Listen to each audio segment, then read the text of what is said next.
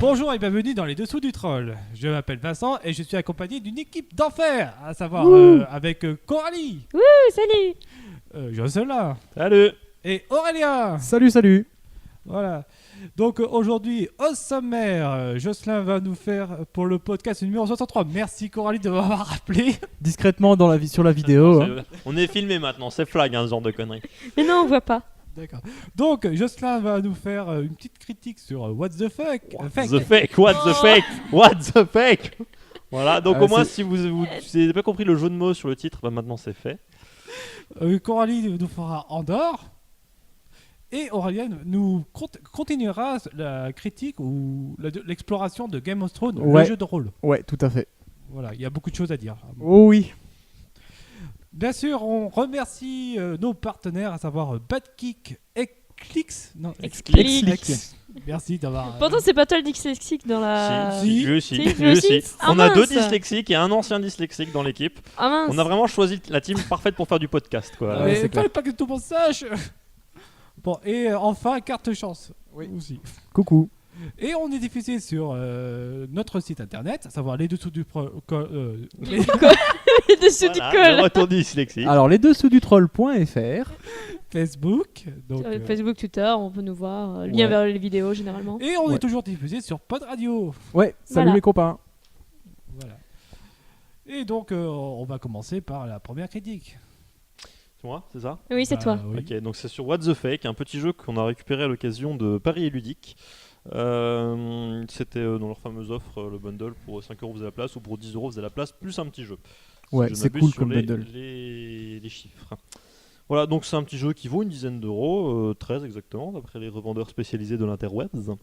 Il a été créé par, c'est maintenant qu'on rigole, Walter Aubert et Stefano Negro et illustré par Stivo. Alors, en quoi ça consiste? C'est un petit jeu de dessin, donc dedans vous trouverez un petit bloc-notes et des petits crayons. On reviendra sur le packaging plus tard. Et dedans vous avez aussi des cartes thèmes. Et en gros le but du jeu c'est sur un thème donné, vous devez dessiner avec vos petits camarades. Alors vous êtes soit des artistes, soit un faussaire.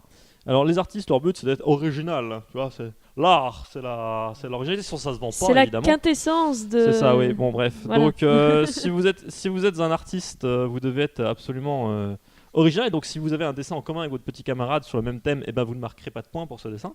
Alors que si vous êtes un faussaire, évidemment votre but c'est de copier comme un sale et donc de faire des dessins qui sont sur les cartes de vos petits copains.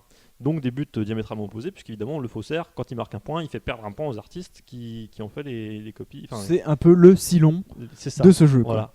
C'est donc Vincent.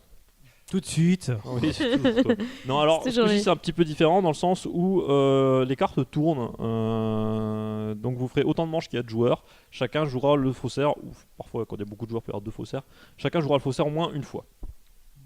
Voilà, donc c'est un petit jeu dont l'idée est assez originale. Je crois pas qu'il y ait de jeux complètement similaires. C'est un peu un mélange de Pictionary, Voilà. de petits jeux comme ça, un peu avec Avec un silon. avec un Silon. Oui, voilà. une question. Comment tu fais pour tourner le faussaire? Parce que c'est la question. En fait, à chaque tour, on tourne les cartes dans le sens des aiguilles d'une montre. Ouais, au début, passe à ton voisin. on se disait, mais c'est complètement con de savoir qui est le faussaire, mais en fait, tu t'en En fous. fait, tu t'en Tu fous, t'en ouais. fous parce que dans les faits, tu t'amuses pas non plus à aller regarder ce que font les autres, quoi. Non, alors c'est le déroulement en fait, chacun est écrit dans son coin sans évidemment copier sur le voisin parce que c'est complètement pas malin, c'est complètement contre les règles. Et quand quelqu'un termine, il s'exclame What the fuck, parce que c'est un jeu cocktail game et dans les jeux cocktail game, ils aiment bien que tu cries le nom du jeu. J'ai remarqué ça, c'est souvent tu. Ah oui, c'est possible. Voilà. Donc tu t'exprimes What the fuck et quand il n'y a plus qu'un seul joueur en train de dessiner, il arrête de dessiner. Si vous avez 6 joueurs qui a 5 what the fuck, tout le monde arrête de dessiner. Donc le plus lent, là dans l'os, il n'aura pas le temps de finir ses petits dessins. C'est ça. Genre Sachant toi. que vous ne devez pas faire des œuvres Donc, d'art. hein. Le but, c'est de tracer quand même pas mal au niveau du dessin pour pas se retrouver le dernier. Donc vous n'avez pas le temps de regarder votre voisin. Faut gribouiller le plus vite possible, un machin. Alors bon, on a quelques exemples qu'on balancera sans aucune vergogne sur Facebook. Ah non, ça c'est la mienne. Oula, j'ai trop honte. Ah, ça c'est Coralie qui nous a fait 3 fois un sombrero. Escroc. Donc Ouais, un sur sombrero, chaque c'est thème, il y en un a rond avec une bosse. Voilà, c'est moche. Bah oui, c'est- Mais ça me fonctionne bien. voilà, tant que ça après reconnaissable. Alors, C'est ça. justement, c'est un peu la critique que j'ai avec ce jeu, c'est que ça compte sur la bonne foi des joueurs qui atteint très très très vite ses limites dans ce jeu. Tout le monde va truander comme des salles. Alors bah si, j'ai dessiné une table. C'est pas comme un bureau. Oui, non mais C'est regarde, pas j'ai le même dessiné un dessin. séquoia géant. Les mecs Non, on fait 3 C'était pieds. un baobab et c'est reconnaissable un baobab. C'est un très gros tronc et c'est des toutes petites feuilles. Et, Voilà. et ils font en fait Ça marche les très gars bien. ils font 4 pieds C'est un pas plateau. Ils disent non, c'est une Ah. table. Moi c'est un bureau, c'est pas pareil. Escroc toujours. Si, regarde, j'ai fait un carré en dessous, c'est un tiroir.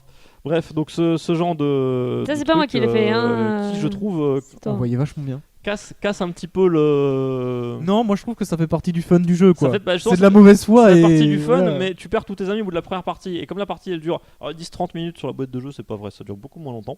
Ça dépend. Ça peut. Ouais, enfin, 30 minutes c'est long pour une partie. Hein. Ouais, Faut vraiment être à 8, quoi. C'est à combien de joueurs déjà maximum c'est à 8 joueurs. Ouais, 8 joueurs, ça peut peut-être durer 30 minutes. Ouais, On peut ouais. faire 8 manches. À 3 joueurs, ça fait 10 minutes. Hein. Les règles s'expliquent en 10 secondes. Moi, je trouve qu'au niveau rejouabilité, ça pêche un peu. T'as pas forcément envie de rembrayer sur une deuxième partie tout de suite. Non, mais je pense que c'est pas le but de jeu non plus. Oui, donc T'es voilà. sur un c'est- petit jeu où tu te dis tiens les gars, on a 10 minutes ou un quart d'heure à tuer là, c'est parti, on se fait un petit jeu vite fait. Voilà, C'est ça. Donc si vous aimez dessiner des trucs moches, c'est important parce que c'est vraiment les trucs moches oui, qu'il faut faire. s'il fallait dessiner des trucs bien, personne Voilà, jouerait. et vous C'est ça. fritez avec vos petits camarades qui sont tous de très très mauvaise foi et qui vont tout faire pour vous sabrer. Ça peut être un bon jeu, mais qui se joue en vitesse. Oui, et j'ai une question par rapport à. Alors, si je m'abuse, ça s'appelle Duplix maintenant. Tu conseillerais quoi, celui-ci ou Duplix par exemple? Duplix c'est Ah. identique maintenant. Ah d'accord, c'est Ah, vrai. identique. identique. Ouais, c'est avec les aimants, non Non, Non, Identique, c'est le jeu où tu as un mec Ah. qui décrit un dessin Il faut le et il faire. faut Ah le oui, décrire oui, assez il faut bien le- pour avoir les il faut le critères. faire.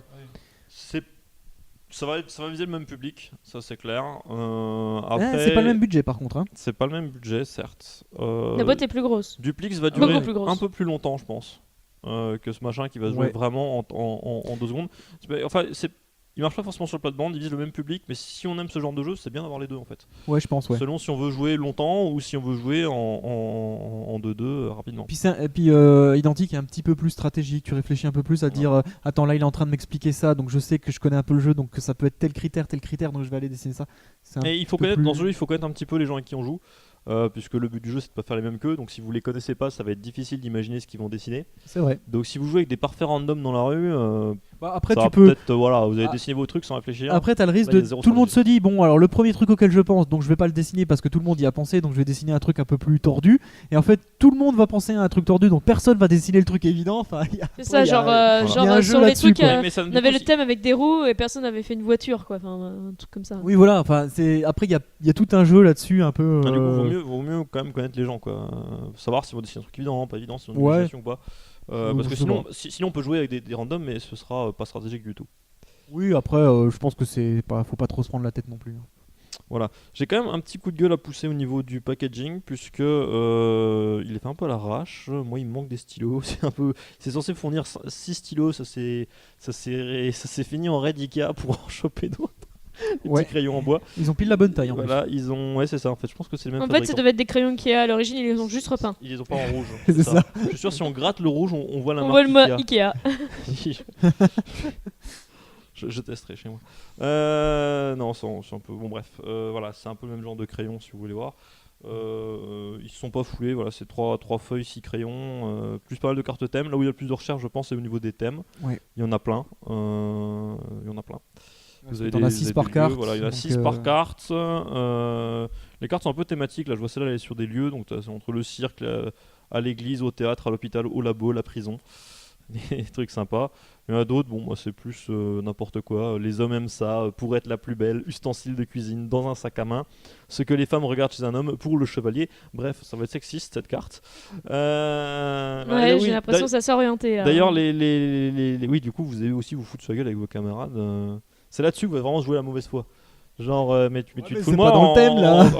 En quoi ça, en quoi un tractopelle peut dans une maison? Ouais, mais si le mec il est fermier. Voilà, vous aurez ce genre de conversation avec vos amis Ouais. qui sont un petit peu surréalistes et vous allez perdre vos amis. Ou Oui, pas. mais enfin, moi je trouve ça rigolo. Voilà. Oui, toi t'es un enfoiré. Les gens ont Moi, j'aime regardé bien, leurs ouais. amis. La mauvaise foi et tout, c'est rigolo. Donc je sais pas si vous avez d'autres avis parce que vous avez presque tous joué, je crois. Moi je trouve que c'est un jeu qui se laisse jouer. Oui, il se laisse jouer en vitesse. C'est- Il vaut ouais, 13 €, on le trouvera à 10 dans les magasins spécialisés, je pense. Ouais, 10 €, un petit jeu. Moi je dis que ça le vaut. C'est le tarif, ça le vaut. C'est un peu le jeu, c'est la critique que j'ai vue sur internet il a été fait entre le fromage et le dessert, complètement à l'arrache. Ah bon Ils ont dû avoir l'idée et puis ils ont dû passer le plus de temps à créer les thèmes, je pense. Ouais, c'est possible. Et Après, voilà, bon. après c'est Oui. un petit jeu, voilà, on est là. C'est un petit jeu, on n'est C'est pas pas le non jeu de plus là l'année. c'est pas le jeu de l'année, mais c'est un bon. petit jeu et ils se laissent jouer. Comme Ouais, voilà, moi C'est j'aime ça. bien. J'y rejouerai à l'occasion, si j'ai l'occasion, j'y rejouerai. Bon, bah voilà, critique très complet pour un petit jeu de 10 minutes à peine. Voilà, on a Ouais. fait. Entre 10 minutes et une On aurait eu le temps demi-heure. de faire une partie. Voilà, c'est ça, on aurait eu le temps de faire une partie. Je crois que j'ai rien à ajouter dessus. Si on avait des caméras. Voilà. Voilà. C'est Bah, bon, un maintenant- cocktail games. Donc. Maintenant, on va faire un plus gros jeu, Oui, beaucoup plus gros. beaucoup plus de jetons. Voilà, plus de packaging. Beaucoup plus cher aussi. Beaucoup plus cher aussi. Alors, moi, je vais vous parler d'Andorre. Donc, un jeu de Michael Menzel, qui est et l'auteur et l'illustrateur, hein, c'est rare. Il s'est un peu diversifié. Sympa. Qui est sorti. Merde, un artiste qui sert à quelque chose. Ok, je sors, je suis plus là, pardon. C'est sorti donc en 2012, réédition 2013, distribué par Yellow. C'est en gros 90 minutes, plus ou moins, je dirais, parce qu'on peut savoir au mieux Ouais. le jeu si on a déjà perdu. C'est Donc, très ça fait variable. Moins de 90 minutes.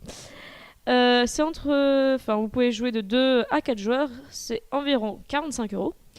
On a pas mal entendu parler de ce jeu parce qu'il a remporté l'As d'Or en 2013 et le Kinderspiegel des Jahres. Ah oui. Ah ouais, 2013 aussi. Donc pas mal de prix. Le prix allemand du jeu de l'année, du coup, hein, pour ceux qui ont l'habitude de ces émissions et qui savent qu'on ne peut pas le prononcer sans Alex. Oui, normalement ça. c'est Alex Spécial, l'allemand l'allemand-ophone, comme je sais pas Non, comment on dit. l'allemand de service. C'est ça. Bref, celui-là qui a café allemand et pas nous. On fait allemand LV2. Le gars trop proche d'Alsace, quoi. Donc un jeu qui va un peu, comment dire, être porté à débat en fait. Perplexe. Un peu perplexe parce que c'est donc un jeu qui a remporté comme 2 prix et qui a des très très bonnes critiques de joueurs sur les sites spécialisés et que on n'a Pas que des forc- très très bonnes. Hein. Ouais, mais on n'a pas forcément eu Non. donc le même ressenti. Attends, bah, moi j'ai essayé de trouver en anglais et le problème c'est que le jeu est que sorti en français et en allemand. Ça Oui, m'avait c'est ça, étonné. et en Allemagne. Mais Ah non, oui. bah non, c'est pas étonnant. Les jeux de plateau sont très français-allemands en ce moment. Le public allemand est ultra friand de jeux de plateau. Oui, ça, c'est et pas il y a nouveau. beaucoup de partenariats qui se sont créés. Non, mais souvent, entre ils sortent les quand même une éditeurs version allemands et anglaise. français. Après, Andorre est Pas- un jeu très pas compliqué à toujours. traduire. Hein. Il y a énormément de Il textes. y a beaucoup de textes. C'est pas comme les jeux où tu mets que Bon, des symboles et Vous me des laissez règles. expliquer le jeu Non. Donc en gros, c'est un jeu de coopératif, hein, donc entre les joueurs. Vous avez donc 4 personnages, le nain, guerrier, archer, mage. Recto verso, vous pouvez changer de sexe. Ça c'est sympa, c'est rare. Ouais. C'est une belle initiative. Et en gros, donc vous avez un scénario donc à mettre en place, et au fur et à mesure que vous avancez dedans, le scénario se révèle au fur et à mesure. Donc là, vous ne connaissez pas le scénario dès que vous commencez de jouer. Vous savez pas quel est votre objectif final pour gagner, par exemple. Voilà. Donc en gros, les règles sont expliquées directement dans un scénario qui est en fait un scénario tutoriel, qui est un peu en gros inspiré des jeux vidéo pour mettre en place tout le mécanisme de jeu. Donc vous avez un plateau qui représente une contrée, vous avez un château, divers endroits, forêt, montagne, blablabla. Il y a une rivière, il y a des Voilà. petits ponts, il y a des machins comme ça. Vous avez donc vos personnages, vous pouvez déplacer donc sur vos cases. Vous avez donc le marchand, vous pouvez acheter des choses pour votre personnage, etc. En gros, comme un petit jeu de rôle très simplifié. Ouais, une espèce d'hybride jeu de rôle, jeu de plateau, quoi. Voilà, c'est ça. En gros, vous allez avoir des ennemis, vous pouvez les combattre. C'est jet de dés traditionnel pour battre l'ennemi. Vous avez des points de vie, vous faites descendre ses points de vie, vous l'avez abattu. Bref. J'ai une question. Est-ce que ça ressemble pas un peu à une espèce de jeu de rôle avec 100 meneurs de jeu? Ça Un petit peu. Ça un pourrait, petit peu. oui, ça pourrait. Sauf que. Mais t'as pas la liberté d'action d'un jeu de contrairement rôle, quoi. à un jeu de rôle où vous êtes complètement libre, théoriquement, ici, c'est pas du tout le cas. Non, t'es très contrainte, c'est très linéaire. C'est. Donc, au fur et à mesure que tu avances dans le scénario, tu as des choses qui arrivent, tu as des objectifs. Donc, tu as un objectif qui est tout le temps là, c'est le fait que le château, faut pas qu'il tombe. Vous devez protéger absolument le château. Si des gens rentrent dans votre château, vous avez un nombre de points de vie qui est différent suivant le nombre de joueurs. Et si, je sais pas, il y en a 2 qui rentrent dans le château, vous avez perdu. Voilà, point. Donc, c'est un truc qui reste de base dans tous les scénarios. Et ensuite, donc, vu que c'est un scénario qui est placé dans le temps, en fait, vu qu'on dévoile dans le temps, si vous arrivez à la fin et que vous n'avez pas fini l'objectif, vous avez aussi perdu. C'est simple. Oui, t'as un nombre de tours C'est maximum. En gros, comment ça se passe? Donc, vous mettez en place votre scénario, vous mettez en place vos ennemis, s'il y en a, généralement il y en a. Et le scénario, il avance suivant les tours. Si je me souviens. Oui, il en y a fait, les tours. tu as une. En fait, chaque personnage va avoir 7 heures de jeu par tour. Et éventuellement 8, 9 ou 10 si tu craques des points de volonté pour avoir un petit peu plus loin. Donc chaque personnage va jouer en gros 1 heure. Alors sachant que c'est un peu particulier, c'est plus. Il faut plus le voir dans le sens. C'est vraiment pour timer les actions. C'est-à-dire que c'est pas. C'est pas chacun va jouer à son tour une action. Et on va faire cette action dans un tour, c'est plus, tiens, cette action-là qui est de faire me déplacer 3 cases, ça va me prendre 3 heures. Le combat, une attaque, c'est 1 heure, une autre attaque, c'est 1 heure, une autre attaque, c'est 1 heure sur le même personnage, Voilà. Jusqu'à ce que vous le tuez, par exemple. Donc en fait, des fois, il y en a un qui va être au bout de son tour de jeu, alors que l'autre sera au tout début parce qu'il aura fait une action très courte et l'autre très longue. C'est normal, c'est la mécanique qui veut ça. Et si on aide pendant les combats, on peut potentiellement avancer le temps de plusieurs joueurs en même temps. Potentiellement. Et donc voilà, donc le temps avance avec donc cette piste de temps qui représente en fait une journée de travail. Ils sont aux 35 heures, les gars, tranquille. Ils travaillent le samedi et le dimanche quand même. Voilà. Et il y a une autre règle qui est la règle de quand on tue des monstres, on en avance aussi dans le temps. Oui. Alors, il y a règle un peu controversée, pas forcément appréciée en tout cas par ceux qui ont mal noté le jeu. Parce que comme je vous l'ai dit au tout début, quand on arrive à la fin du scénario et que vous n'avez pas fait l'objectif principal, c'est perdu. Donc ne pas tuer de monstres, et là faut temporiser et c'est un peu contraignant. Oui, une question pour éviter peut-être que les auditeurs ou les poditeurs, je sais pas comment on dit. Les poditeurs. Je crois qu'on dit poditeur. Les poditeurs. Oui, soient un peu déroutés. Comment on gagne? Parce que là. En fait, vous avez un scénario. Donc vous avez un objectif en fait que vous ne savez pas dès le début. En fait, globalement, t'as plusieurs moyens de perdre qui sont fixes, quel que soit le scénario. Ça va être perdre le château, arriver à la fin du nombre de tours. Donc en fait, c'est les jours. Le nombre de tours, c'est des jours. Arriver à la fin de tes jours, il y en a, je sais pas, 10, 15. Ou que tout le monde est mort. Alors, arriver à la fin de tes jours sans avoir fait ta quête, ou que tout le monde meurt. Voilà, ça c'est des... Voilà, ça c'est fixe en gros. Et en fait, je voulais pas vous spoiler les gens en fait. Comme je vous ai dit, c'est des scénarios. Non, il faut pas. Et vous ne savez pas en fait dès le début, vous prenez le scénario, quel est l'objectif. Généralement, vous pouvez en avoir plusieurs. Ça peut évoluer en cours de scénario. La rejouabilité, c'est un peu mort, non? C'est ça le problème, c'est que c'est des scénarios qui sont fixes. Donc après, j'imagine qu'il y a une communauté qui crée des scénarios. Après tout, il y a des cartes, etc. Sauf que j'ai bien remarqué que les cartes, on les change suivant les scénarios. Donc oui, tu peux pas les mixer et tout. C'est pas fait pour. Voilà, ça peut être contraignant après niveau rejouabilité. Parce que ça va, c'est des scénarios fixes. Non, mais justement, ça, on va en discuiter. La rejouabilité, parce que moi j'ai mon avis là-dessus. Je sais plus combien il y en a. Il y en a 5, 7 des scénarios, il y en a. Alors, il y a le scénar d'Init. Ouais, il doit y en avoir 5. 6 peut-être avec le scénar d'Init. 5 parties, j'ai pas regardé. Justement, non, pas forcément. Parce qu'en fait, bon, alors on va en parler. Voilà. T'as plus de règles à dire, je crois. Au niveau des règles, on a fait le tour. Il y a pas. C'est pareil, les règles, c'est pas la peine de les détailler puisqu'elles sont. Il y a même pas de lecture de règles à faire en fait, puisqu'on se fait sur le scénar d'Init. Ce qui est très bien d'ailleurs, ça, soit dit en passant. Il prend combien de temps le scénar d'Init? Je sais pas, on avait mis une petite heure. Oui, ça reste un scénario. Ça reste une partie normale, si tu arrives à aller jusqu'au bout, que c'est tendu, bon, 1h30, je pense. Des fois, ça va beaucoup plus vite parce que t'as merdé. Du coup, t'as autant de temps d'apprentissage de règles qu'un vrai jeu. Quoi. Ouais, mais bon. Mais en fait, vu que t'apprends les règles en jouant, donc en fait, c'est considéré comme une vraie partie. Ouais, c'est ça. C'est moins long que de lire les règles tout seul, puis après de les expliquer à tout le monde. Hein. C'est ça. Alors, donc on disait là, la rejouabilité, tout ça. Alors, en effet, t'as pour moi 2 visions de ce jeu. La première, c'est la découverte du scénario. Donc là, tu connais pas et tu sais pas à quoi t'attendre. Et à mon avis, et il faudrait demander à tous les auditeurs qui ont joué à un jeu, mais 99,99% des gens crèvent à chacun des scénarios quand c'est la première fois qu'ils le découvrent. D'une part, parce qu'il y a plein de surprises qui te pètent complètement ta stratégie. Et d'autre part, parce que c'est un jeu qui est difficile, j'ai l'impression. C'est un jeu, il faut optimiser ses trucs, il faut savoir où tu vas, il faut savoir ce que tu veux faire pour espérer t'en sortir et espérer gagner, à mon avis. Et donc... à part peut-être le scénar d'init. Et donc, quand tu découvres la première fois le scénario, forcément, tu vas pas optimiser au maximum tes actions, tu vas merder des trucs et donc tu vas perdre.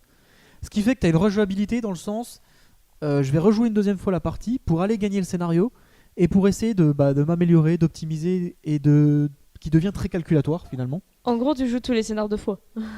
Plus que ça, parce que je pense que tu gagnes pas forcément la deuxième fois non plus. Oui. Même en connaissant les objectifs. Parce que voilà, là c'est l'autre problème du jeu, c'est que ce jeu est extrêmement difficile. Et c'est parce que c'est très calculatoire. C'est très calculatoire, mais surtout il est extrêmement linéaire. Il y a un peu de random avec les jets de dés et compagnie, hein, mais ce que je veux dire par là, c'est que les ennemis popent toujours au même endroit. Ils se déplacent toujours de la même manière. Les objectifs sont toujours au même endroit. Il faut aller toujours les chercher et les ramener au même endroit. Il y a des objectifs qui sont sur des tuiles qu'on retourne de manière à le... C'est vrai qu'il y a des objectifs qui peuvent être random. Qui sont cachés. C'est vrai. Un petit peu. Mais ce que je veux dire par là, c'est que... Ah oui, puis en plus, oui. Voilà. Alors, en fait, ce que je veux dire par là, c'est que c'est très calculatoire, c'est très prévisible comme jeu, en fait. Ce qui fait que tu peux très bien te rendre compte à 5 tours de la fin que c'est impossible, que tu n'as aucun moyen d'aller gagner. C'est ça. Non, typiquement, c'est ce que nous est arrivé sur le premier vrai scénar. Typiquement, il faut aller battre un bastion. Oups. Et t'as spoilé le scénar. Bon bref, on s'est retrouvé à 5 tours de la fin. On s'est dit, notre seul moyen d'aller gagner, c'est de faire cette action-là. On est allé la faire. On s'est rendu compte qu'en fait, on n'était pas assez fort. On a perdu. C'était fini. C'était pas la peine d'aller plus loin. Tu en pénitence, tu mettras un gros spoiler au montage. Oh non. Et ouais, punition. T'as dit de la bouffe. Ouais, enfin bon, c'est pas un très gros spoiler en fait, parce que tu le poses, je crois, dès le début du scénario. Tu vas quand même le marquer. Mais bon, dans tous les cas, ce jeu est bien. Enfin, c'est un bon jeu. Il y a des bonnes mécaniques. L'idée du scénar d'init en mode je joue et tout, c'est super bien. Mais ce jeu est extrêmement frustrant parce qu'on a l'impression d'avoir aucun pouvoir finalement, de te embrigader dans cette ligne. C'est très linéaire, et de se dire ok, là j'ai raté tel optime il y a 3 tours, bon voilà, on a perdu. Et c'est comme parce que j'ai un peu regardé les critiques des joueurs, et c'est vrai que je m'en étais un peu aperçu. C'est censé être un jeu en coopération, sauf que vu que c'est un jeu qui est complètement calculatoire, il suffit qu'il y en ait un qui calcule plus vite que les autres, et donc il devient entre guillemets celui qui prend toutes les décisions, et donc les autres joueurs sont passifs et s'ennuient. C'est vrai pour tous les jeux en coop, ça. Pas quasiment forcément, tous. Parce tu prends que... un Pandémie, c'est pareil. Ouais, mais non, tu peux quand même apporter. S'il y a un Simon dans le tas. Non, par contre, sur un Battlestar, etc., voilà, ou un Chevalier de la Table Ronde, c'est pas pareil. Oui. Mais là où quand t'as pas de traître, en général, c'est que des jeux qui sont calculatoires puisque tu dois affronter le plateau. Et en général, forcément, si t'en as un qui calcule mieux, qui prend un peu les choses en main, les autres peuvent un peu se mettre en retrait, quoi. Oui, j'ai une question. Est-ce qu'on peut jouer en solo malgré qu'ils disent non. Si. Après, tu peux faire comme les jeux tels que Zombie, etc. Tu prends 2 personnages. Ouais, voilà. Je veux dire, rien t'empêche de prendre 2 personnages. En fait, voilà. Du coup, tu peux complètement jouer en solo, quoi. Mais en fait, tu peux complètement jouer en solo. Tu peux jouer avec 4 personnages et jouer en solo. Il y a rien qui est caché. Les personnages n'ont pas genre des cartes en main planquées ou voilà, il y a pas de traître, il y a pas ce genre de choses. Et c'est un peu ce que je reproche, c'est que je ne vois même pas comment on peut réussir à gagner ce jeu en étant juste 2 personnages. Il y a des règles. C'est vrai que... Il y a des règles. Tu as plus de points de vie sur ton château. Tu as peut-être moins de pièces d'or à dépenser pour avoir quelque chose. Enfin, tu as des règles pour quand tu es moins de joueurs. Mais pour moi, je suis pas sûr que les ça compense. monstres qui arrivent, c'est le même nombre. C'est le même nombre et c'est la même force. C'est le même nombre. Non, enfin. Ils ont un peu moins de PV. Il y a des objectifs qui ont moins de PV. D'accord. Je vais dire ça comme ça. Oui, non, mais les monstres lambda, je crois qu'ils sont tous pareils. Mais les monstres lambda, non, sont pareils. Et donc, comment tu fais ? Vous êtes que 2, comment tu peux défendre le château et faire les objectifs ? Je ne vois même pas comment c'est possible. Je pense que c'est un jeu qui se prête très bien à 4 et que quand tu descends à 3 ou 2, c'est beaucoup plus compliqué. Là, ça devient beaucoup plus dur. Du coup, à 4, ça veut dire qu'il y en a 3 qui suivent le meneur. Quoi. C'est un En peu le gros. risque. Après, ça dépend. Là, nous, on était tous à calculer, à réfléchir ensemble. Donc c'était pas jouer gênant. à 2 avec 2 joueurs chacun. Ouais, tu peux le faire, Aussi. à mon avis. Hein. Voilà. Maintenant, il a reçu plein de prix. Et oui, c'est un bon jeu. Il est très original sur ses mécaniques et la manière dont c'est construit, ses scénarios, tout ça. C'est très, très les original. règles du jeu expliquées en tutoriel. Même les règles de combat et tous ces trucs-là sont pas. Bon, ok, c'est des jets de dés, machin, mais sont pas si classiques que ça. C'est un petit peu particulier. Ça prend ta force, faut que Ouais, non, mais c'est surtout ce système de double dé où tu choisis machin. Enfin voilà. Tu sais, tu lances. Oui, tu lances tes dés et il faut que t'en choisisses Voilà. un. Est-ce que c'est un peu un stop ou encore Chaque- Est-ce que je peux faire mieux C'est ça, chaque personnage a des caractères différentes aussi. Vraiment Oui. un axe de jeu différent. Il y a ce côté pouvoir faire des combats ensemble, machin, s'allier contre un seul monstre pour un peu aller plus vite, etc. Enfin, il y a vraiment plein de mécaniques super. Par contre, ce jeu est dur et frustrant. Moi, je trouve qu'il est frustrant. Tu sors de ta partie, t'es frustré, quoi. Tu t'es dit, ouais, putain, on a fait tout ce qu'on pouvait, mais on a quand même perdu, quoi. C'est ça. Donc, à mon avis, si t'es un peu novice dans les jeux de plateau et tout ça, c'est un peu à éviter comme jeu, quoi. Je pense que c'est quand même ça, c'est un peu hardcore gamer quelque part, quoi. Un petit peu, ouais. Mais encore une fois, si tu joues 15 fois le même scénario, je pense qu'à la fin, t'arrives tellement à optimiser que ça devient facile. Est-ce Mais qu'il y a parce plusieurs que- façons de résoudre un scénario ou est-ce qu'il y a vraiment. Non, il y a qu'une seule façon de T'as un gagner. certain nombre de quêtes potentiellement à Et t'as résoudre, potentiellement mais en gros, il faut toutes les t'as faire. pas quoi. de stratégie. Non. C'est de l'optimisation. Parce que potentiellement, si tu te dis, bah, je vais faire cette partie-là en premier, Tu peux trouver, Bah, trouver la solution Un peu de ton jeu chance, plateau un sur peu de Internet, chance quoi. parce qu'il y a un peu de random dans les scénarios, mais voilà. Sinon, oui, en fait, oui, tu peux carrément trouver la solution. Entre guillemets. C'est genre sur- Ça, c'est Tu- pas un tu- jeu de plateau, ouais. c'est un jeu vidéo, quoi. C'est un jeu Voilà. de stratégie. Mais puis une c'est ça, solution en sur fait. Ouais, Internet. presque. Ouais, c'est vrai, Si presque. tu peux trouver la solution de comment faire, quoi faire à quel moment, qu'est-ce qu'il faut les récupérer, et tu gagnes forcément. Oui, Peut-être, ouais. J'ai une question. Combien de fois vous avez gagné à ce jeu? Parce que là, vous me faites peur. On n'a jamais jamais gagné. Si, si, on a le gagné le Sonardinite. tuto. Les Sonardinite, on l'a gagné. On n'a jamais gagné. Ah oui. Je pense qu'à la fin du scénariste, si tu le perds, ils te disent bon, bah écoutez, ramenez le jeu au magasin, ils comprendront. Ils vous le rembourseront, c'est bon. Non, je sais C'est ça. pas. Et le Scénardinite, bon, ça allait, il était pas trop dur. Non, l'objectif c'était juste d'arriver à un endroit, donc c'est pas non plus Ouais, très ça allait. compliqué. T'as Quoi. spoilé. Allez, J'ai encore spo- plus j'ai de boulot pour spoilé le Aurélien. tuto. Oh, Ouais. j'ai pas dit Non, quel endroit mais- c'était. Non, bon, voilà. Moi, je pense que c'est un jeu intéressant. Il est vraiment original. Donc c'est pour ça, je pense aussi qu'il a eu ses prix. Hein. C'est parce que vraiment, Oui, ça oui. sort du lot en termes de règles hein, et en termes de construction de jeu. Donc il est très bien pour ça. Maintenant, faut vous attendre à un jeu difficile. Si vous avez C'est envie ça. de défi et d'être très optimisation, calcul, je pense que ça peut vous plaire, hein, clairement. Après, si vous avez envie d'être un peu plan-plan en mode ouais, je déplace mes figurines, bim bim, je te tape sur le mec, hop, j'avance, c'est pas pour vous. Je pense pas que c'est pour vous. Ou même si vous aimez le jeu de pas rôle et plan-plan. avoir quelque chose Alors- de non linéaire, avoir quelque chose où t'as un peu de liberté, où tu Ouais, as ça c'est pas pour vous non plus. c'est du pas coup. pour vous parce qu'en fait t'as envie d'avoir des choix, mais les choix que tu fais c'est les choix que tu peux pas gagner quoi. Donc bon, De tu même peux si pas vous avez envie vraiment, qu'on vous conte une histoire tout en jouant et puis en allant faire les scénarios, les objectifs et compagnie, c'est pareil, c'est pas pour vous parce que en fait, comme je l'ai dit, bah, la première découverte du scénario en général vous crevez. Donc comme ça c'est réglé. c'est ça. Donc voilà. Après voilà, c'est un très bon jeu quand même. Donc Tu je conclus ouais, voilà. Vite fait pour le packaging et tout. Bah, bon, le packaging est très correct. Hein. Ah, C'est très, très bien. c'est des petites figurines. Rien à dire. tout Les ça. illustrations sont très bien. Bah, c'est le même gars qui c'est le même moteur. Ouais, bah, elles sont très bien quand même. Voilà, donc le packaging, il y a vraiment rien à redire là-dessus. Il y Le a jeu, 45 €, c'est le prix. Ouais, il y a hein. beaucoup de matos. Hein. C'est le Il y a prix, beaucoup de petits jetons, il y a des jetons, il y a des plein de jetons cartes, différents. Et porter, c'est les pochettes aussi. Et il y a plein de pochettes. Et il y a plein de pochettes dans la boîte et ça, j'applaudis. Et j'ai vu tous les jeux là qu'on a achetés récemment, ils sont tous maintenant avec des pochettes et c'est bien les éditeurs. Continuez comme ça. Mettez des trous dans vos pochettes aussi, parce que ça m'énerve. Ça, c'est chiant ça. Ouais, c'est vrai. Je suis désolée, ça m'énerve d'essayer de vider l'air.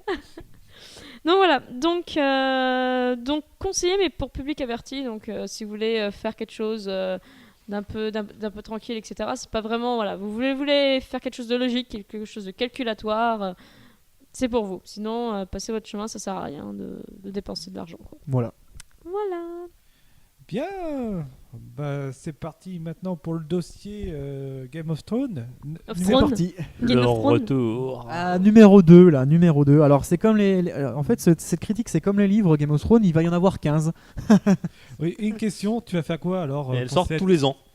pour ce podcast, tu vas faire quoi aujourd'hui? Alors, déjà, je vous rappelle que dans l'épisode 62, donc le précédent, je vous avais fait le début de cette critique où j'avais fait tout le début des règles du livre du jeu. Donc j'avais fait les bases, j'avais fait la création de perso, la création de maison et les combats.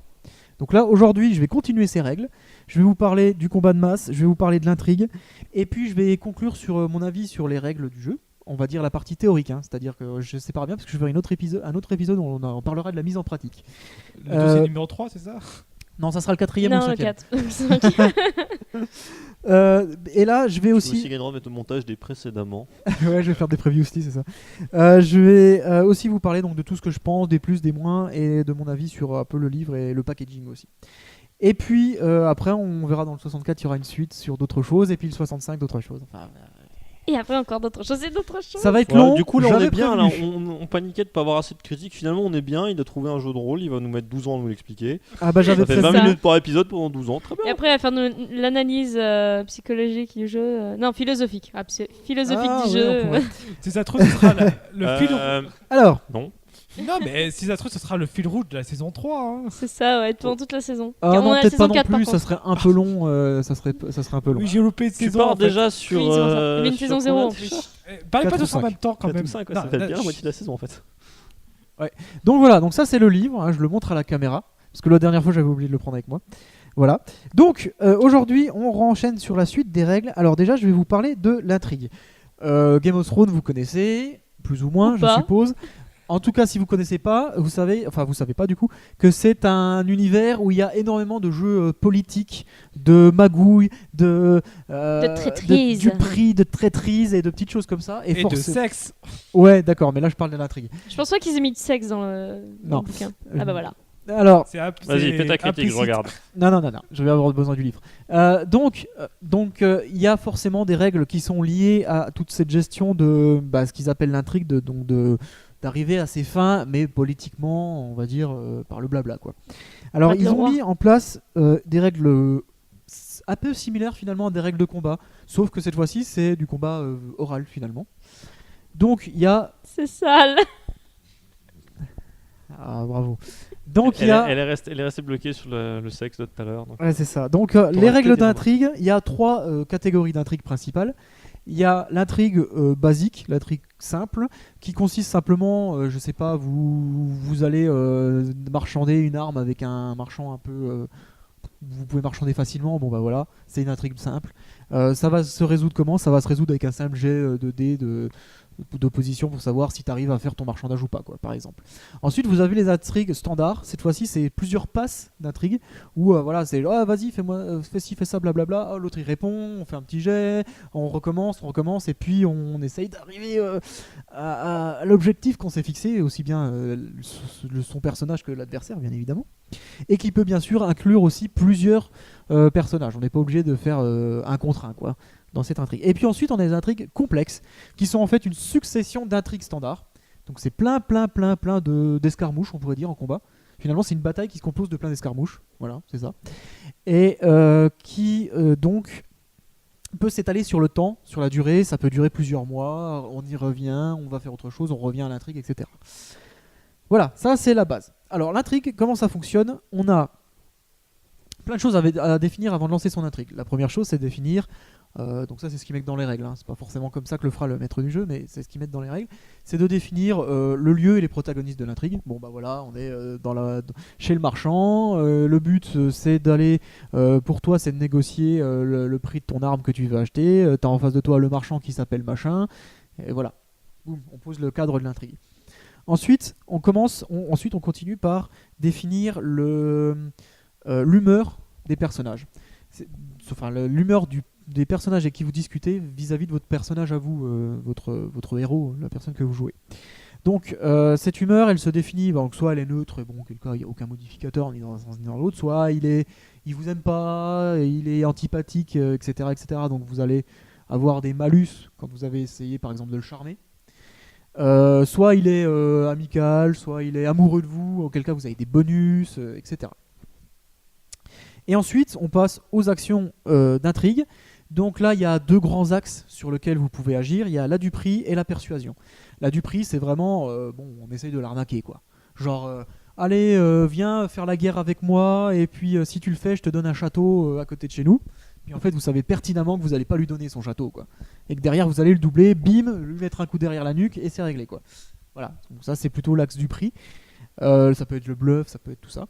Et puis le côté persuasion, c'est vraiment arriver à le convaincre du bien fondé de votre quête. Je sais pas, oui, on doit aller faire cette guerre parce qu'il faut défendre la couronne du roi, c'est ton devoir, et voilà.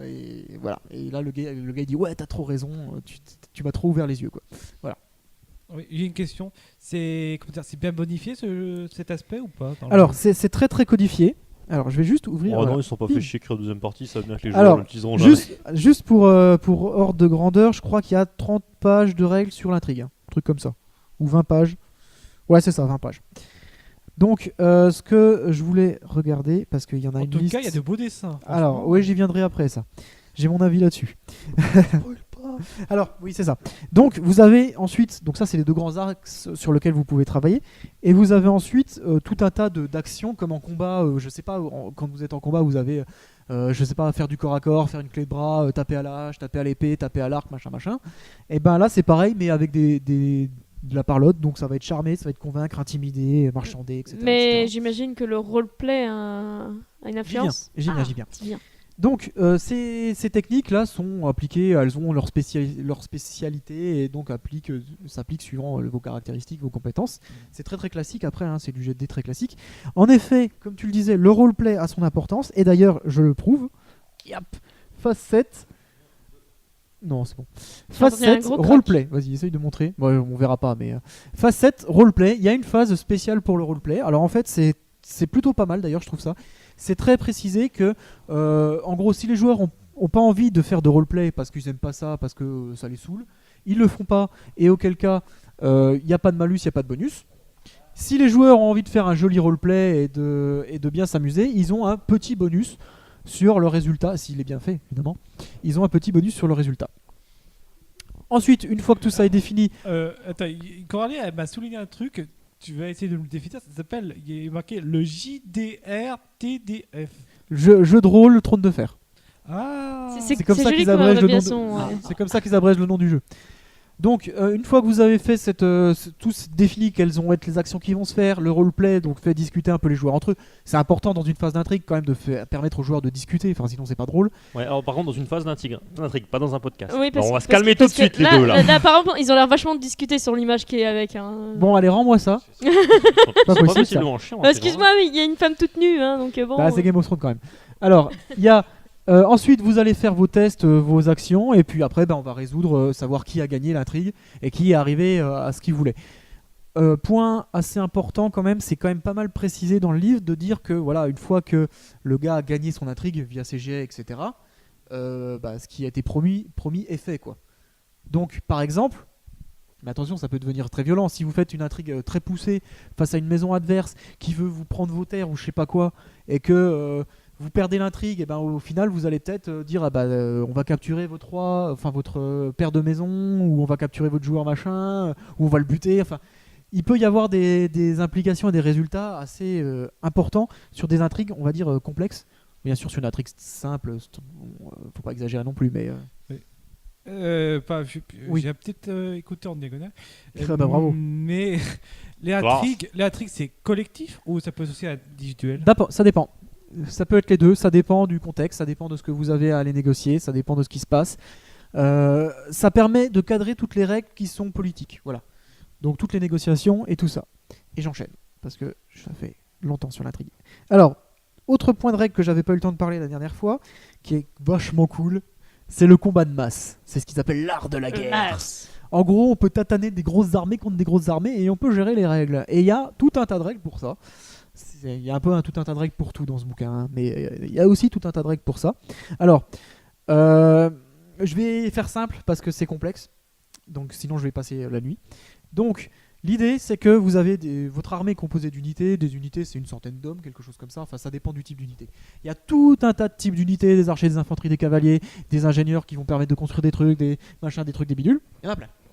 Vos unités sont gérées par des commandants et des sous-commandants, donc suivant s'ils sont morts ou pas, ça va influencer la capacité à diriger ces armées. Et puis au milieu de ça, vous avez des héros qui peuvent être attachés à une unité ou qui peuvent se balader tout seuls dans le combat et faire des mini-escarmouches pendant la bataille, ce que je trouve super fun. Genre tu prends tes personnages joueurs qui jouent des héros, qui se battent, qui font des objectifs un peu dans la bataille pendant que les autres armées se foutent sur la gueule. Enfin, ça peut être hyper fun.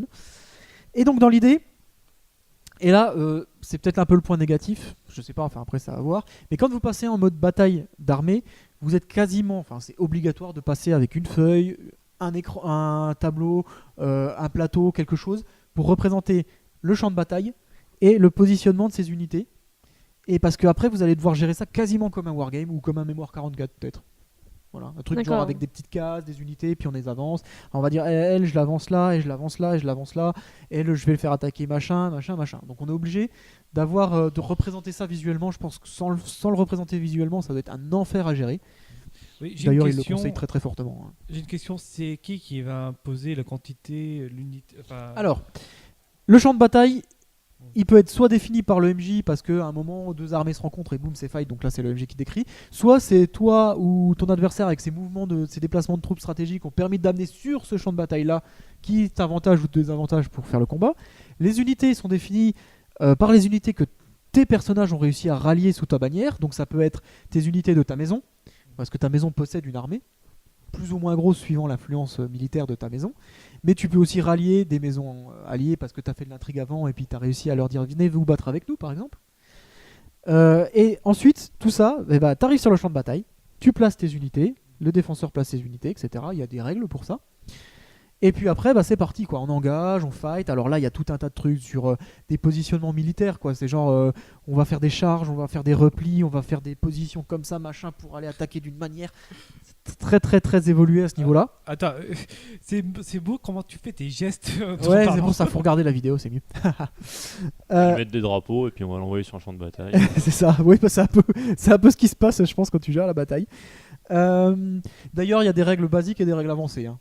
Alors, les règles avancées sont encore plus complexes, où tu gères de par où t'attaques. Donc, si t'attaques sur le côté, ça fait pas pareil que si t'attaques en frontal, etc.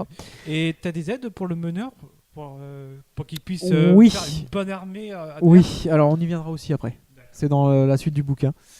Enfin, après ou dans un prochain épisode, on verra. Ça va, t'as le temps. Alors, non, mais je vais terminer sur le combat de masse. Donc après, il y a toute une gestion sur l'état de vos troupes.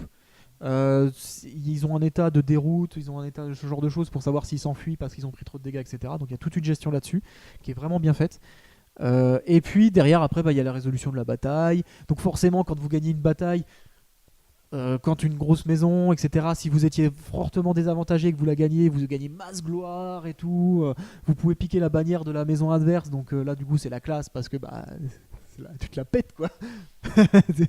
Voilà. Enfin, il y a tout un tas de gains et de choses qui sont promises aux joueurs. Voilà. Cool, j'ai encore du temps pour parler du livre et de ce que j'en On pense. est passé de 15 à 14 épisodes. Alors, Vincent me demandait s'il y a des aides de jeu et tout ça. À la fin du livre, vous avez 3-4 pages qui récapitulent tous les tableaux de tout le bouquin. Donc ça fait office d'aide de jeu. La problématique qu'il y a avec ces tableaux, c'est qu'ils sont organisés dans l'ordre de lecture du livre et pas par pôle d'intérêt. Enfin, moi, ma question, c'était pas ça. C'était est-ce que, comme par exemple pour des monstres qui sont adaptés au niveau des joueurs, est-ce qu'il y a toutes sortes de tableaux, Des pré-tirés enfin des armées pré-tirées pour qu'ils soient bien équilibrés par rapport Je me rappelle plus adversaires. ce qu'il y a à ce niveau-là. Je suis pas certain. J'ai posé la question de piège en fait. Ouais, je me rappelle plus. Alors oui, j'ai pas précisé. Il y a des armes de siège, il y a tout un tas de trucs comme ça. Attends, je check vite fait. Il y a des fortifications. Enfin bon, il y a toutes les règles bien. Non, il n'y a pas de. Non, il n'y a pas. T'as pas un truc à la fin du bouquin? Non. Un truc réussi? Non. Par contre, il t'explique. Ça sera une extension. Après, de toute façon, si tu veux faire une armée équilibrée, tu mets plus ou moins les mêmes unités. Enfin, tu t'arrives à. Enfin, c'est pas non plus très compliqué d'arriver à construire une armée vis-à-vis de ton adversaire. Sachant qu'en général, l'armée que le MJ va construire parce qu'il gère une autre maison ou un truc comme ça, elle est déjà construite avant même que la bataille se lance parce que la maison existe, quoi. Donc après, c'est à toi, c'est au MJ de définir dans son scénario la maison. Il n'improvise pas son. Voilà. Et une question, c'est comment ça gère les PV du coup? Parce que ça va être compliqué. Ouais, en fait, chaque unité a des points de vie qui sont en fait. Alors, quand ils prennent trop de dégâts, ils tombent en déroute, ils s'enfuient, etc. Enfin, il y a toute une gestion là-dessus. C'est pas si complexe que ça se fait bien. Par contre, ouais, il faut ingurgiter les règles quand même. D'accord. Voilà. Alors, je vous parle un peu du livre maintenant et de ce que j'ai pensé de toutes ces règles. Alors, je vous rappelle que dans ce que j'avais dit dans le précédent épisode, j'avais parlé du background qui faisait genre 15 pages. Et puis, il y a 200 et quelques pages de règles, je sais plus combien. Oui, c'est ça, 200 pages de règles. Donc, le background, il est bien parce qu'il est suffisant en fait. Il est suffisant parce qu'il vous présente l'univers, c'est-à-dire il y a telle couronne, tel endroit. La carte, c'est ça, ils sont situés là. Point. Il n'y a pas besoin d'en savoir plus en fait. Et même pour vos joueurs, s'ils se lancent dans Game of Thrones sans connaître la série ou sans connaître les livres, c'est pas gênant. Parce que derrière, vous leur dites, bah voilà, univers médiéval fantastique avec telle famille, il n'y a pas de magie ou très peu et très en finesse, on va dire. Voilà, point. Vous avez posé votre univers, c'est réglé, vous pouvez lancer vos scénarios, il n'y a pas de problème. S'ils connaissent, c'est vachement bien aussi parce que là, du coup, vous pouvez peut-être adapter vos scénarios et vous mettre dans un mode. On va jouer en parallèle du livre, des choses comme ça. Enfin, est-ce qu'on peut mélanger des non-connaisseurs et des connaisseurs? Oui, je pense qu'il n'y a pas vraiment de problème, même si il faudra faire attention en tant que MJ que les connaisseurs prennent pas trop le pas sur les non-connaisseurs et se mettent pas à trop parler des séries, des machins, en disant ouais regarde, il y a machin qui fait ça dans le tel épisode, alors machin. Je pense que le risque ce sera pas tant vis-à-vis des joueurs non-connaisseurs que vis-à-vis du MJ. Où les mecs vont faire ah mais non dans le bouquin ça se passe jamais comme ça, ouais, mais dans le bouquin dans la série ils se battent pas comme ça, non. C'est possible aussi. À mon avis ça va être galère pour le MJ ça. C'est possible. Après bon, on est geek en même temps. Et puis du coup les parties elles peuvent pas non plus prendre trop d'importance, je veux dire les joueurs peuvent pas être trop reconnus puisque ça prendrait le pas sur l'univers. On s'en fout. Ouais. Ah ouais on s'en fout en fait. Ouais. Le truc, genre je on s'en fout des connaisseurs. Je détaillerai tout ça dans le prochain épisode où justement arrêtez je parlerai. de nous foutre des communautés ados, ça suffit maintenant. Je parlerai de la construction des scénarios de Game of Thrones. Tu peux créer ta famille. J'expliquerai tout ça. Donc j'expliquerai plus en détail justement comment gérer par rapport au livre. Voilà. Donc là je reviens sur les règles quand même. Donc pour moi, les règles sont hyper complètes. Il y a beaucoup de choses. Elles sont d'ailleurs très très lourdes. Et je vais être très critique vis-à-vis du livre parce que je rappelle que c'est quand même une grosse production pour un jeu de rôle. Il y a beaucoup de personnes qui ont travaillé dessus. C'est des équipes entières qui travaillent sur ce jeu. C'est pas un mec tout seul qui fait ça. Contrairement à d'autres jeux. Donc on s'attend quand même à un minimum de qualité et un résultat parfait ou presque. Et pour moi le résultat n'est pas parfait. Il y a beaucoup de problématiques dans ce livre. La première c'est qu'il y a beaucoup de fautes de traduction. Quand je dis beaucoup, c'est pas non plus 4000 toutes les 3 mots, mais il y en a quelques-unes par page.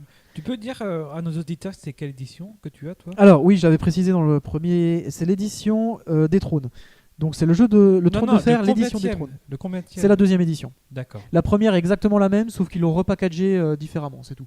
Mais ils n'ont rien changé au niveau règles et compagnie, à très peu en tout cas. Donc quand je disais que c'était mal écrit, bah voilà, il y a des fautes d'accord, il y a des fautes de frappe, il y a des fois des mots qui sont en double, parce que voilà. Mais il y a aussi des problèmes un peu plus gênants, c'est que on sent que les mecs ils sont payés à la ligne, les gars qui ont créé le bouquin, ce qui fait qu'on a des chapitres entiers, des paragraphes entiers qui sont copiés-collés, qui sont répétés 50 pages plus loin, qu'on a déjà lu, qu'on relit, et en fait c'est lourd.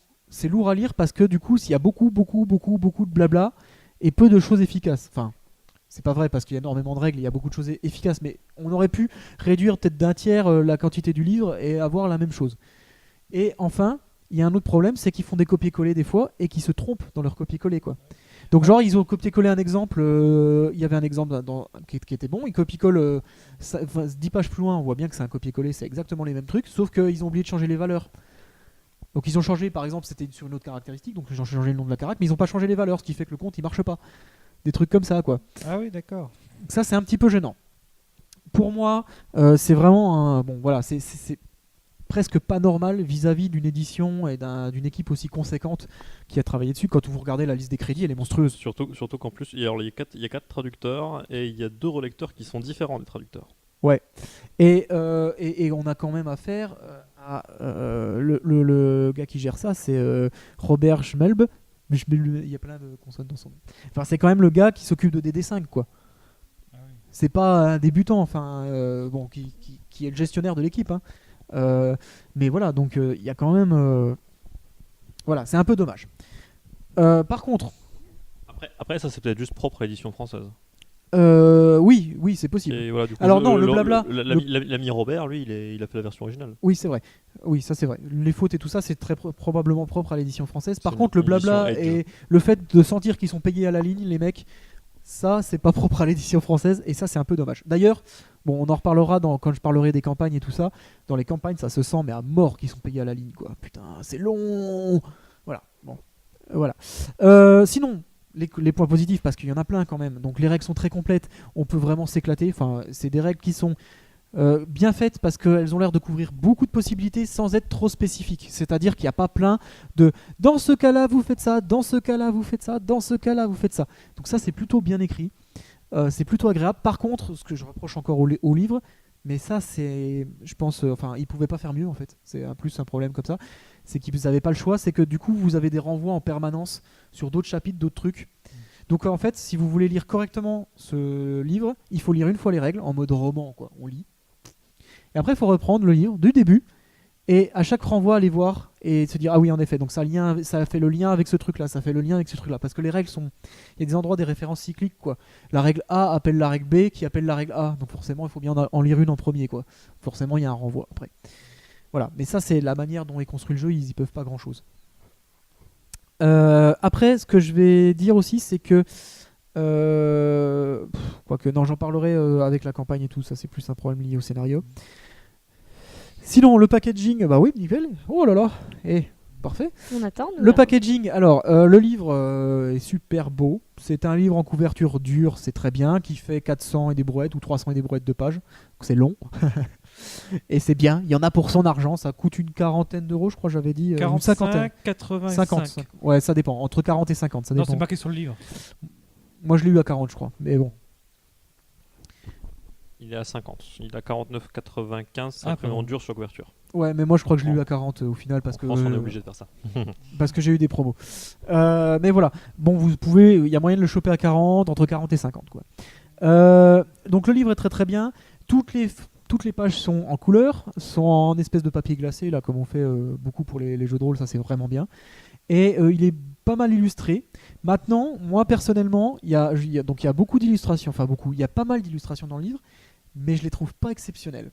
Elles sont jolies, mais moi j'aime bien quand j'ouvre ma page de JDR et prendre l'illustration et faire waouh, ça pète. Et là, c'est pas ça. Alors en fait, c'est une question Et de juste, style. toi, Moi, ce qui m'impressionne dans les illustrations, c'est que j'ai l'impression qu'elles sont très très détaillées. Elles sont très détaillées. Souvent, on a un personnage, ok, ils sont fait chier à faire un personnage, mais il n'y a pas l'environnement. Là, je vois beaucoup de décors, il y a beaucoup de détails Oui. sur les tenues vestimentaires, sur les positions, sur. Elles sont superbes. voilà. Enfin, elles sont super bien dessinées, elles sont détaillées et tout, mais moi elles me font pas waouh quand je les vois en fait. Je me dis ouais, elles sont belles. Donc bon, peut-être un petit truc là-dedans, mais je suis vraiment très exigeant. Hein. C'est vraiment pour faire chier, hein, très honnêtement. Quand même, la couverture, elle te fait quand même envie. La couverture, ouais non, la couverture elle claque. Ça, je suis d'accord. La couverture elle claque. Après, voilà, c'est à l'intérieur, je trouve. Bon, c'est un peu moins. Après, il y a peut-être. Enfin, j'ai vu des jeux de rôle beaucoup plus illustrés aussi. Il y a un travail au-delà du simple dessin. Je me rappelle d'illustrations qui claquent, genre celle d'Anima, où c'est des énormes monstres super détaillés, que tu le vois, tu ouvres, ça claque, et après tu réfléchis tu fais. Mais en fait, ça sert à rien, quoi, parce qu'en fait, ils ont juste foutu voilà, on a dit, dessine un gros monstre, il a fait un gros monstre. Oui, Et après, d'accord. ils ont éventuellement écrit 2-3 règles pour lui, pour faire joli, mais c'est des illustrations qui n'ont pas vraiment de rapport. Là, il y a vraiment une recherche, j'ai l'impression, sur le contexte, sur ce qui peut se faire comme armure, comme machin. Non, pas- Le premier, ils se sont fait quand même fait chier, hein, la couverture. Ouais, la couverture elle claque. Les illustrations, c'est pas toujours en Moi, je lien trouve- je strict trouve- avec ce qui se dit dans le bouquin. Je les par trouve détaillés avec. Ouais. Il y a une cohérence, Après, il y a un univers, quoi. Il manque Mais bon, les c'est- illustrations c'est sont jamais mon des très avis. grosses illustrations aussi. Hein. Oui, Faut c'est- voir que vous avez que des demi-pages max. Alors que des fois il y a des jeux où on vous fait une page complète, voire 2 pages, bim, à part la carte, hein, à part la map, mais sinon il n'y a pas d'illustration immense. Voilà, peut-être une ou deux grosses illustrations à l'intérieur du livre, ça aurait été un peu sympa. Ouais, Après, c'est- je pense qu'ils ont fait des petites illustrations aussi parce qu'ils se sont quand même rendus compte qu'ils avaient déjà un bouquin qui fait 400, presque 400 pages et qu'il y a un moment, si tu prends 25 pages de plus pour mettre des illustrations, ça fait quand même un gros livre, quoi. Alors, Donc, c'est à noter que c'est pas le même mec qui a fait l'illustration de couverture, il apparaît dans aucune des illustrations intérieures. Ah. Ils ont pris un mec. La quatrième de couverture, c'est un des mecs qui a fait les illustrations intérieures. Donc, elle est pas mal la quatrième. La quatrième, c'est un gros dragon qui est en train de cramer une armée, c'est plutôt classe. Ouais. Donc voilà, lui il a fait les illustrations, il a participé aux illustrations intérieures, mais il y a une énorme team d'artistes. Ouais. Oui, alors c'est une très grosse équipe de toute façon qui a fait ce jeu. Alors, je vais pas conclure tout de suite pour vous dire. Je vais pas vous dire tout de suite, achetez-le pas. J'en parlerai plutôt dans le prochain épisode, donc revenez pour l'épisode 64, où cette fois-ci je vous parlerai du scénario d'Init qui est présent dans le livre, de la campagne qui est intégrée dans le livre, qui était avant séparée dans la précédente édition, qui était dans un livre à part, et je vous parlerai aussi d'un peu comment écrire un scénario pour Game of Thrones, parce qu'on verra qu'il y a quelques petites subtilités que j'avais jamais vues moi personnellement dans d'autres JDR. Donc voilà. Et donc voilà, et puis je pense qu'on aura encore un 4e épisode où on parlera cette fois-ci de la mise en application de tout ça. On verra. Dans le prochain. Ouais. Non, dans le prochain, on pourra pas. Ça fait quand même beaucoup là. Ouais. Bah, j'avais dit, hein, c'était ça ou faire un podcast d'1h30 là-dessus. Bon, on a préféré faire comme ça. Voilà. Voilà, c'est bon, j'ai fini pour aujourd'hui. Ça va travailler. Bah, si jamais vous voulez mettre des commentaires pour savoir un peu votre avis. Voilà, parce qu'on est partagé sur l'illustration là. Allez l'acheter et puis venez nous dire. Mettez 50 € pour mettre un commentaire. Ouais, non, mais dites-nous, carrément, hein, parlez-nous-en de ce que si vous avez joué et tout ce que vous en pensez. Si vous êtes l'auteur, que vous trouvez qu'on a dit de la merde, vous voulez nous casser la gueule, on peut vous donner notre adresse. Ça tourne dans les minutes. Pas sûr qu'il écoute les trucs en français, quoi. Oui. Oh là, je parle pas que du jeu de rôle, hein, je parle de tous les jeux qu'on a critiqués. Oui, d'accord. Oui, juste pour faire rappeler, donc on peut nous critiquer sur www.lesdessous-du-troll.fr. Vous pouvez mettre des commentaires en dessous des articles. Sinon, sur les vidéos YouTube, ça fonctionne. Les vidéos Dailymotion, les liens Twitter, Facebook. Vous pouvez retweeter. Tout ça, on suit. Il n'y a pas de problème. Le Twitter, c'est @dessous du troll. Le Facebook, ça doit être les dessous du troll. Enfin, dessous du troll. Vous arrivez à nous trouver facilement sous Google. Il n'y en a pas 15 000 qui s'appellent comme nous. Voilà. Sinon, on les tue. Voilà, c'est clair. Voilà, toi, là, qui as une idée pourrie, là. Non, c'est à nous. Voilà, c'était l'épisode numéro 63. Des Dessous du Troll, avec toute l'équipe, à savoir Coralie, Jocelyn, Aurélien et moi-même Vincent. Oui. Et on vous dit à la prochaine. C'est ça, salut.